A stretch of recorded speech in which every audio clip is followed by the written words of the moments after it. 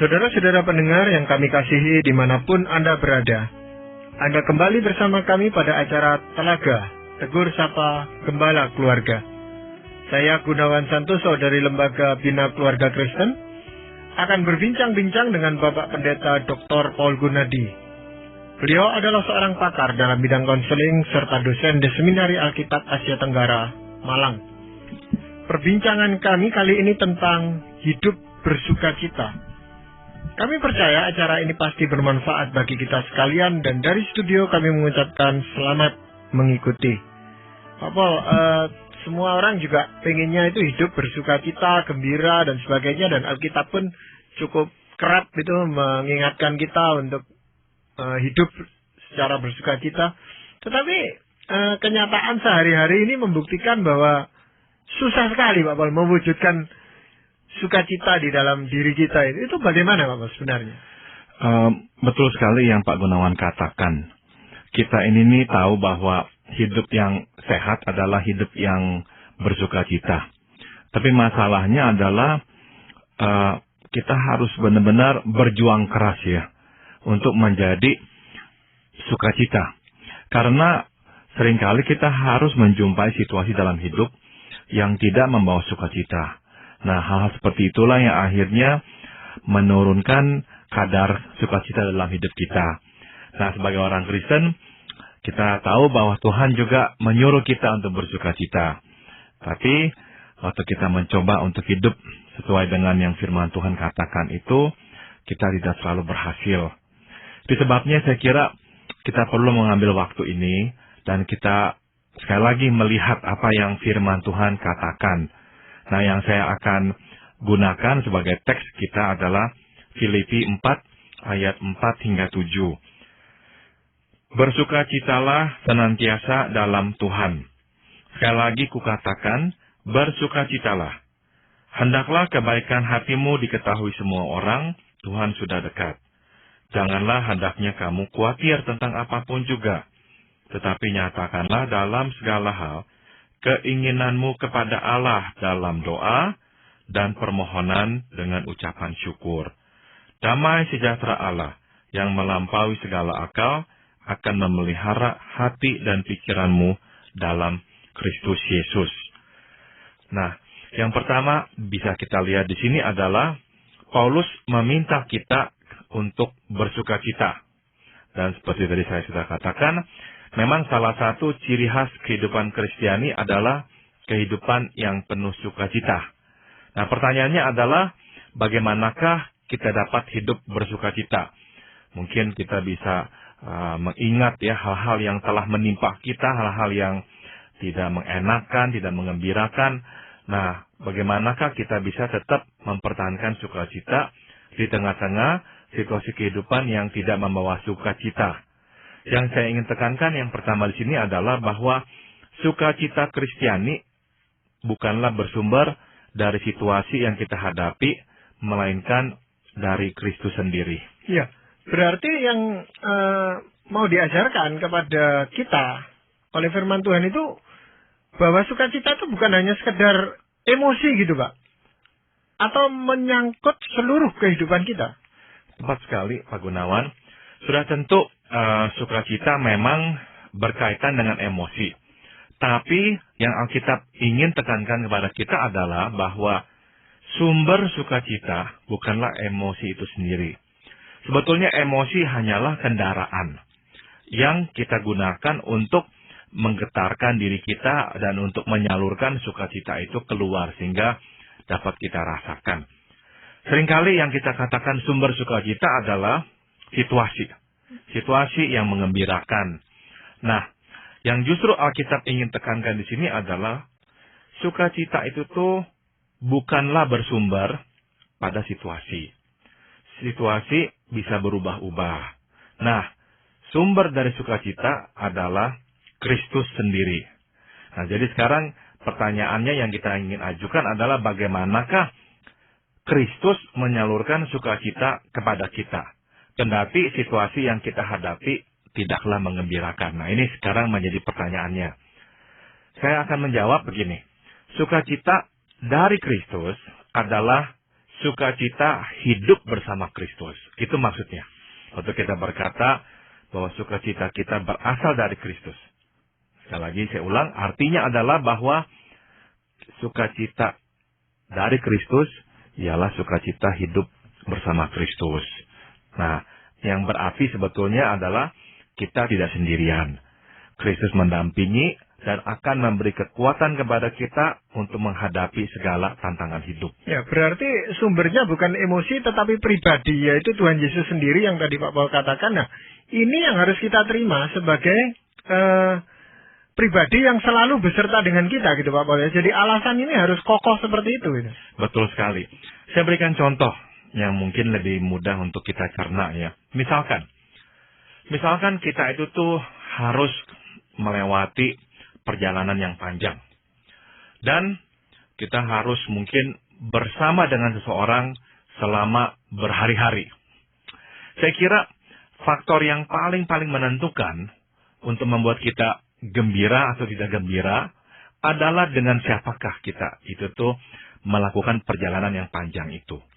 Kalau kita bersama dengan seseorang yang nyaman, yang membuat kita bahagia, yang mendorong, menguatkan kita. Nah, perjalanan yang panjang itu menjadi sebuah perjalanan yang membawa sukacita. Tapi kebalikannya, kita melewati perjalanan yang singkat, hanya 1 jam. Tapi bersama dengan seseorang yang menyusahkan hati kita, memarahi kita, mengkritik kita, menghakimi kita. 1 jam itu tuh menjadi perjalanan yang benar-benar tidak membuahkan sukacita. Justru menambahkan kesusahan hati kita. Jadi faktor yang penting sekali lagi adalah pada dengan siapakah kita itu tuh melakukan perjalanan itu. Nah, jadi kita terapkan contoh itu ke dalam kehidupan kita juga dengan Kristus. Bahwa situasi itu kadang-kadang memang akan berubah. Tidak selalu situasi yang kita hadapi situasi yang menyenangkan.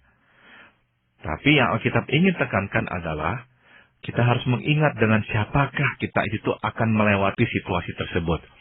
Nah, kalau kita tahu kita bersama dengan Kristus, Tuhan kita, Juru Selamat kita yang mengasihi kita, Dia yang perkasa, Dia yang bisa menolong kita, menghibur hati kita.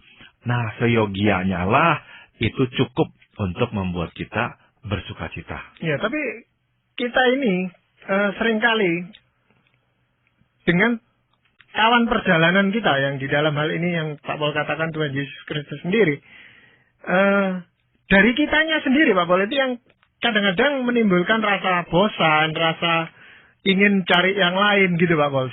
Seperti teman perjalanan tadi, mungkin kita pergi dengan istri kita, pada awalnya menyenangkan itu. Lama-lama kita merasa jenuh, kita ingin jalan sendiri. Nah, akibatnya kita kehilangan sukacita itu sebenarnya. Kalau mata kita ya lepas dari memandang Kristus, saya kira iya, kita akan bisa menjadi bosan atau jenuh. Tapi kalau kita tidak melepaskan pandangan dari Kristus, kita terus membaca firman-Nya, ya, kita datang kepadanya dalam persekutuan, kita tidak akan bosan.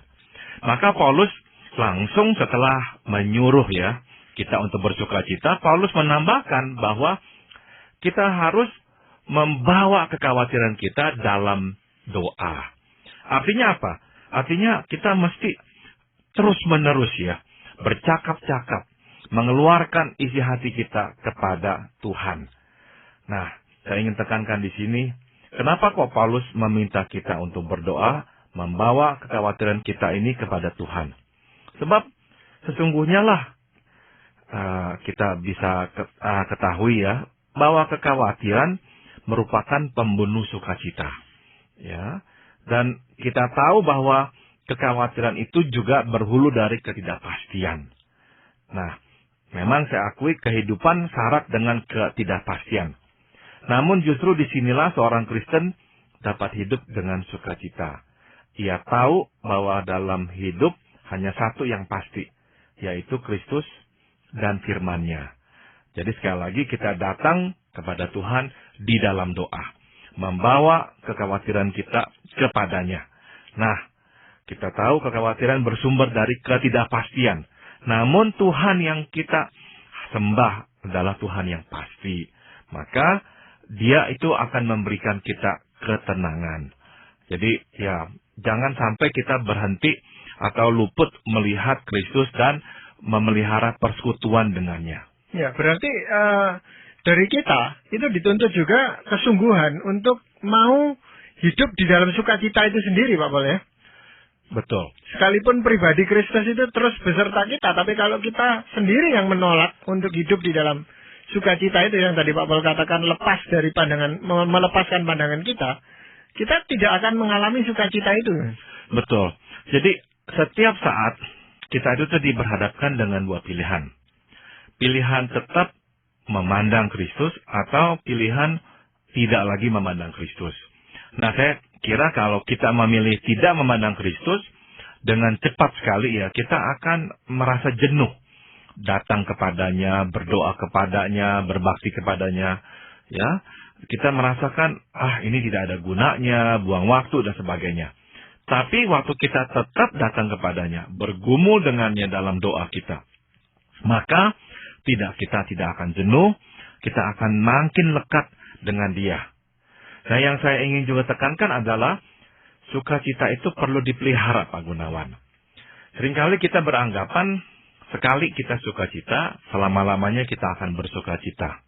Tidak demikian. Kita harus memeliharanya.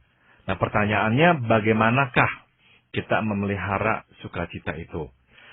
Paulus di sini menegaskan bahwa kita membawa segala kekhawatiran kita dalam doa dan pengucapan syukur. Nah, ini nih kata yang luar biasa pentingnya, yaitu bersyukur. Paulus menekankan jadinya bahwa kita bisa memelihara sukacita dengan cara hidup bersyukur. Ya. Nah, pertanyaan berikutnya yang kita ajukan adalah, apa sih artinya bersyukur itu ya, Pak Gunawan? Yeah. Nah, kita bisa mengerti ya, bersyukur itu penting, tapi kita perlu tahu apa itu artinya. Bersyukur berarti melihat apa yang telah Tuhan berikan atau lakukan. Nah, ini hal yang sangat-sangat penting. Namun masalahnya adalah seringkali kita hanya ingin melihat apa yang seharusnya Tuhan berikan atau lakukan. Kita jadinya tuh gagal melihat apa yang Tuhan telah perbuat dalam hidup kita. Kita hanya memfokuskan mata kita pada apa yang seharusnya Tuhan lakukan dalam hidup kita. Memang biasanya kita bersyukur itu kalau ada hal-hal yang cocok untuk kita syukuri gitu, Pak Paul.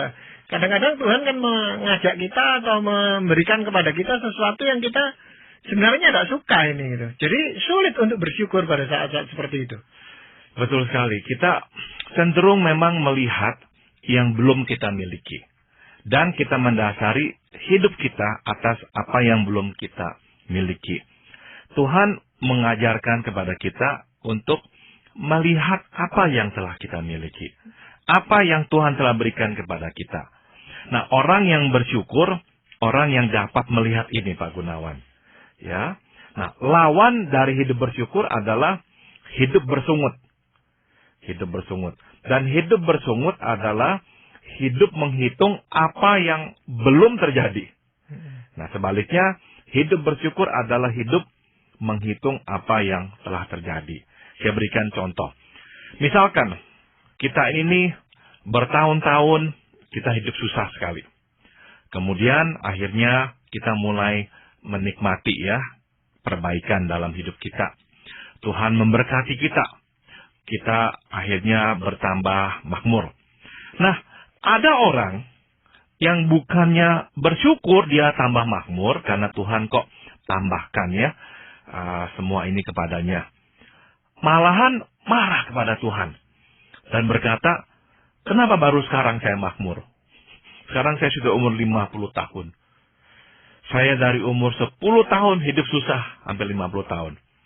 Nah, dia tidak bisa bersyukur bahwa 40 tahun saya hidup susah dan sekarang saya hidup makmur. Tidak bisa.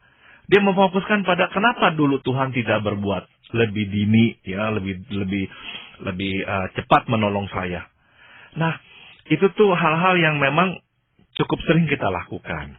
Ya, waktu kita sudah menikmati sesuatu untuk waktu yang lama, kita merasa ini kok kurang, kita bersungut-sungut kepada Tuhan, kita minta Tuhan menambahkannya lagi. Ini nih adalah ciri khas kita sebagai manusia. Terlalu sering kita hanya memfokuskan pada apa yang belum kita miliki. Kita gagal menghitung apa yang Tuhan telah berikan kepada kita. Atau kadang-kadang kita juga bersungut-sungut tatkala sesuatu yang telah Tuhan berikan kepada kita tuh lalu hilang dari kita gitu Pak Paul. Diambil atau bagaimana. Padahal awalnya kita juga nggak punya itu. Betul sekali.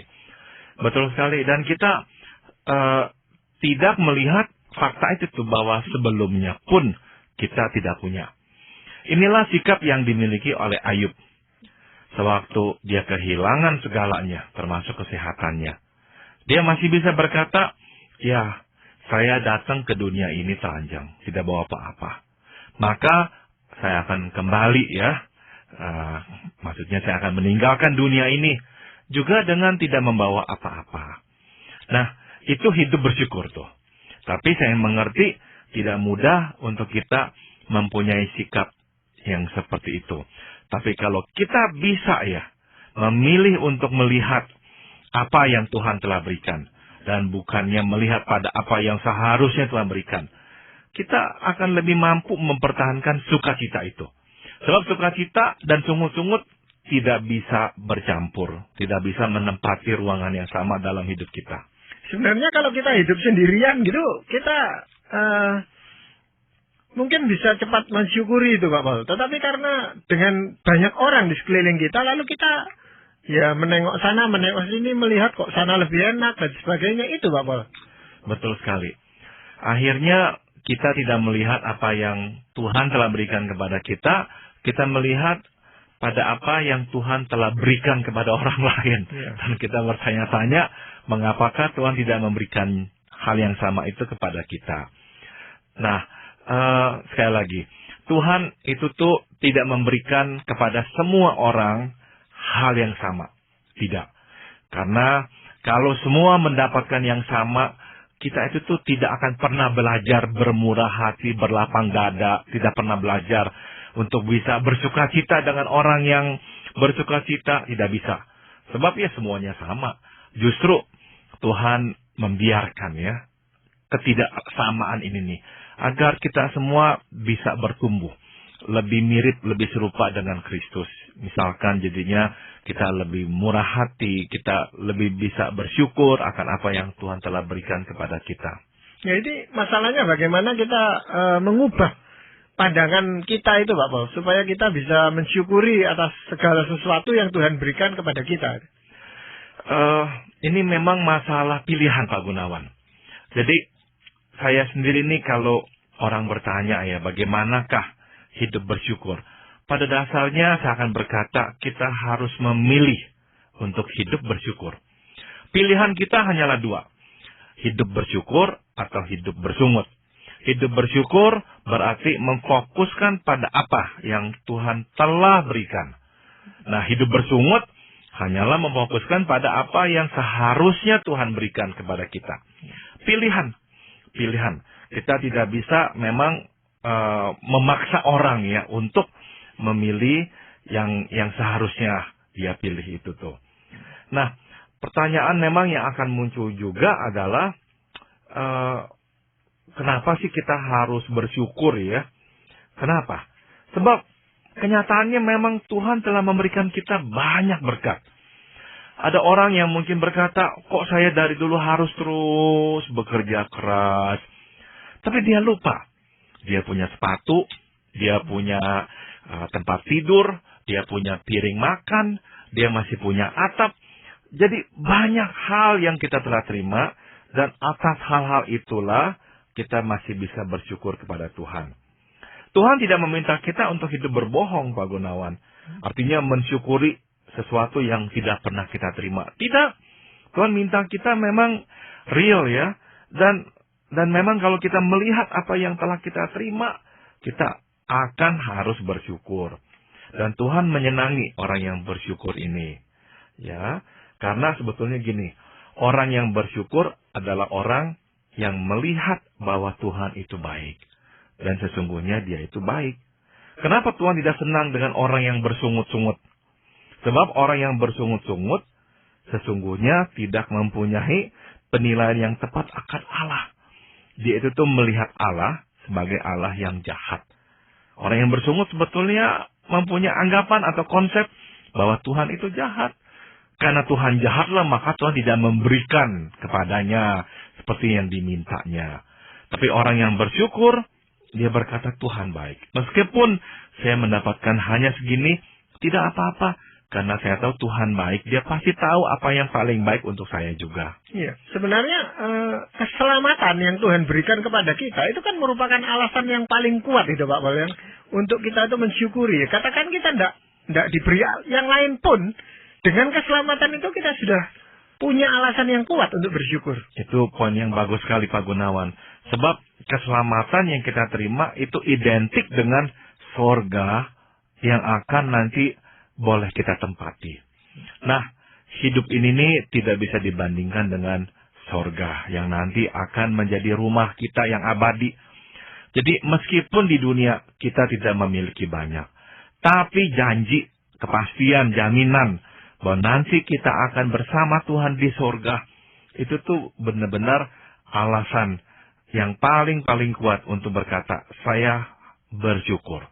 Saya berterima kasih kepada Tuhan, karena dia sudah menjanjikan surga untuk saya.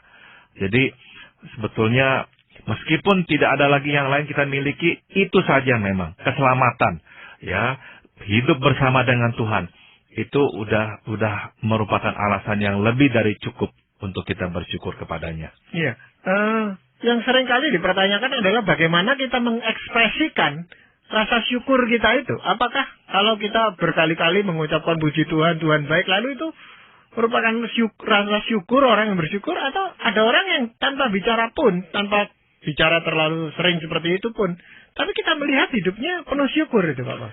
Saya kira salah satu cara yang terjelas untuk merefleksikan bahwa kita ini hidup bersyukur ialah kita mempunyai wawasan hidup yang positif, Pak Gunawan.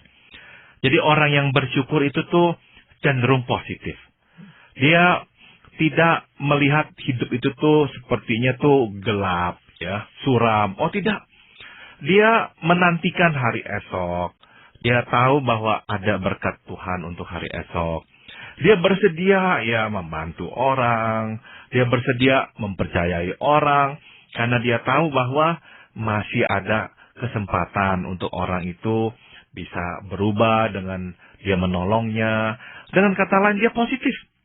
Dia tidak berkata percuma. Tidak usah. Buat apa? Oh tidak. Dia berpandangan positif.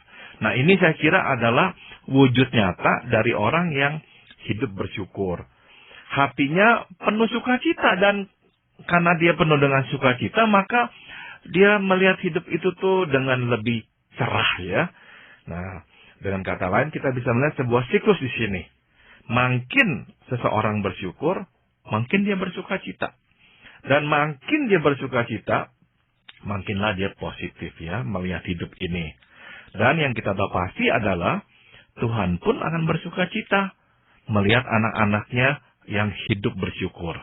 Ya, walaupun kadang-kadang di tengah-tengah sukacita itu orang bisa saja kehilangan sukacitanya, Pak. Sekali-sekali saya kira itu wajar. Sudah tentu kalau misalkan kita ditimpa musibah atau kemalangan yang berat, kita akan terpukul, sedih, nangis. Tidak apa-apa, Tuhan tidak anti air mata. Itu bagian dari kehidupan yang wajar selama kita masih menjejakkan kaki di bumi ini. Namun orang yang bersyukur adalah orang yang tidak ditelan oleh musibah. Orang yang tidak mengubah pandangannya terhadap Tuhan gara-gara musibah itu. Dia tetap akan berkata, Tuhan, meskipun saya harus kehilangan sekarang ini tapi saya bersyukur saya pernah memilikinya. Saya pernah mencicipi apa-apa berkat-berkat yang Tuhan berikan kepada saya. Nah, dia bisa kembali bersyukur. Karena dia tetap bisa melihat apa yang Tuhan telah lakukan. Nah, jadi saya percaya juga nih, orang yang bisa melihat apa yang Tuhan telah lakukan, nantinya juga akan lebih berharap dan beriman pada apa yang akan Tuhan berikan kepadanya. Dan saya saksikan Tuhan akan lebih memberkati orang yang bersyukur. Dia akan memberikan lebih banyak lagi pada orang yang bersyukur. Kesaksian hidup jemaat yang mula-mula, Pak Paul, yang dicatat di Kisah Para Rasul itu membuktikan bagaimana jemaat Tuhan yang bersyukur itu selalu ditambahi jumlahnya oleh Tuhan. Betul sekali, betul sekali. Maka memang ironis sekali ya kalau kita misalkan bertemu dengan seseorang yang kaya raya, tapi luar biasa negatifnya, bersungut-sungutnya, tidak pernah mengucapkan syukur akan apa yang telah Tuhan berikan kepadanya. Sebaliknya kita bisa bertemu dengan seseorang yang mungkin sekali sederhana, rumahnya pun juga sederhana, tapi penuh dengan sukacita. Kenapa? Sebab orang ini nih hidup bersyukur. Dia menghitung berkat, dia menghitung apa yang Tuhan telah berikan kepadanya. Dan itu menjadi fondasi kehidupannya. Ya, memang ada banyak alasan kalau kita mau bersungut-sungut.